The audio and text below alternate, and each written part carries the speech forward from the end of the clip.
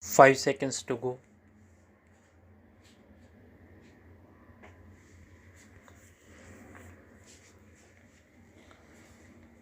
Start.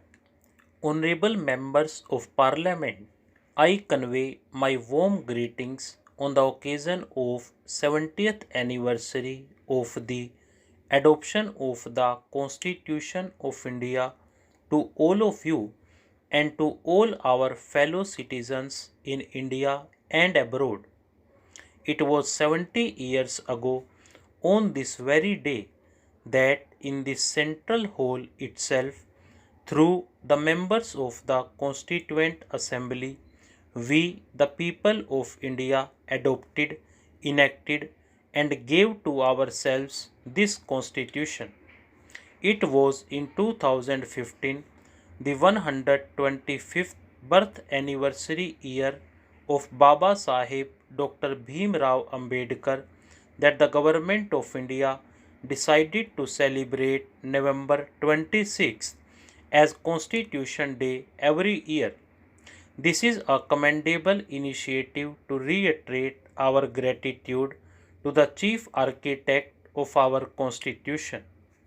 This is for the first time that we are celebrating the Constitution Day in the Central Hall with the participation of members of both houses of Parliament. It is a privilege for all of us to witness and participate in this historic event. By their sheer wisdom, prudence, foresight, and diligence, the makers of our Constitution prepared a futuristic and vibrant document that reflects our ideals and aspirations on the one hand and protects the future of all Indians on the other.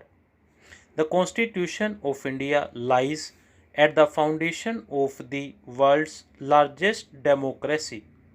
This is the supreme law in the country's democratic framework and it continuously guides us in our endeavors.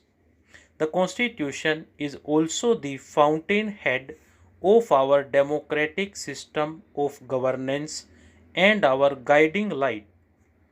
We Indians have had a tradition of maintaining our Indian identity while also welcoming noble ideas coming from all the sources.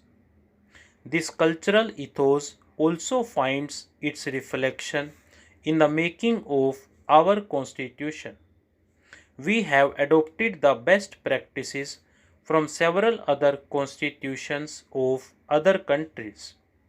In addition, the imprint of our age old values and the ideals from our freedom struggle can also be seen in our Constitution.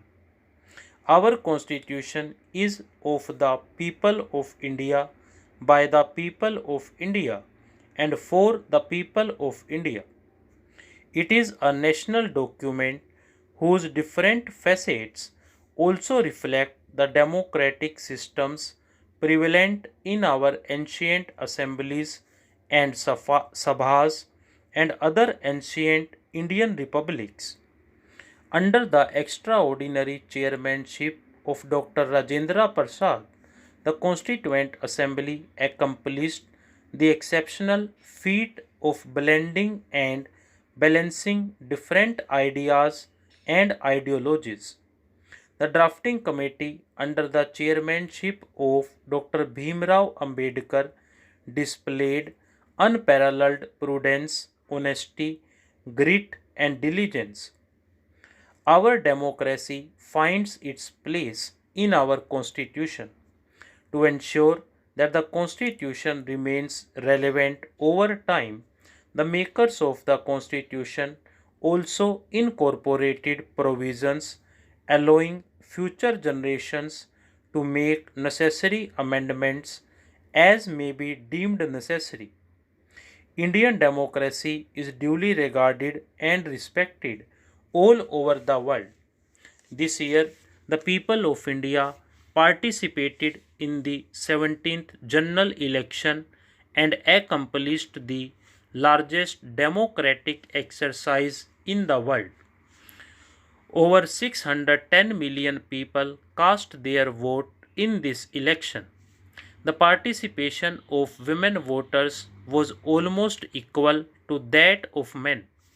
The election of 78 women members to 17th Lok Sabha, being the highest number of women members ever elected to this house, is a glorious achievement for our democracy.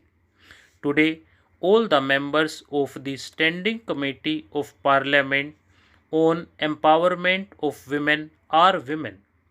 This signifies an important social and political change reflective of a bright future.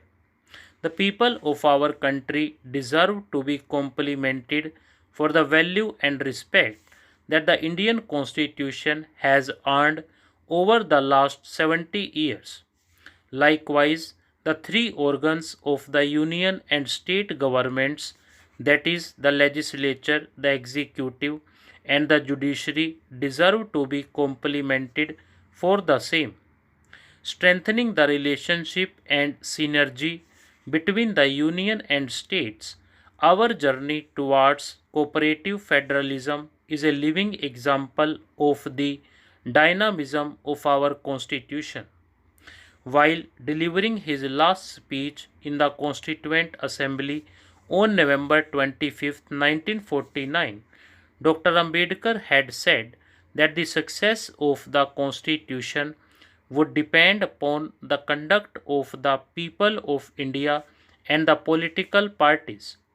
The illustrious makers of our Constitution had, with complete devotion and honesty, thought to serve and work conscientiously while remaining free from fear or favor, affection or ill will and bias. They would have been confident that their future generations, that is, all of us, will adopt these values with the same spontaneity and integrity as they themselves did. I think in the present times we all need to introspect and reflect upon this. Honorable members of Parliament, in one of his speeches to the Constituent Assembly, Dr. Ambedkar, while underlining the importance of constitutional morality, emphasized that the essence of constitutional morality was to regard the Constitution as supreme and to follow the constitutionally mandated procedures regardless of any ideological differences.